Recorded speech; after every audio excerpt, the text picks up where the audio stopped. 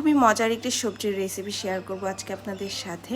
এখানে আমি মিক্স সবজি রান্না করব, আর সবজিটা আমি ডাল দিয়ে রান্না করব। আর ডালটা ফার্স্টেই আমি কষিয়ে নিয়েছি।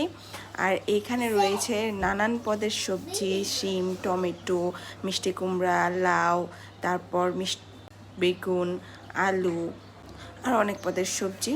এইগুলো আমি ভালোভাবে কেটে কুটে ধুয়ে নিচ্ছি। আর এখন সবজিটাই সেই ডালের মধ্যে ছেড়ে দেব। ডালটা দেওয়াতে কিন্তু সবজির টেস্টটাই বেড়ে যাবে। আমরা যারা সবজি খেতে চাই না তারা কিন্তু এইভাবে রান্না করে দেখতে পারি, অনেক বেশি মজা হয়। পাশের চুলাতে আমি বিফ বসাইছি। বিফটা আমার হাজব্যান্ডের জন্য। আমাদের বাসায় যখন সবজি রান্না করি এভাবেই রান্না করি, তাহলে সবাই খেতে চায় আর শেষও হয়ে যায় সবজিটা।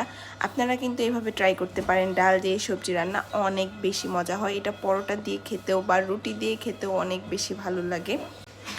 যারা যারা এখনও ট্রাই করেনি, ট্রাই করে আমাকে জানাতে পারেন কমেন্টে, অবশ্যই জানাবেন।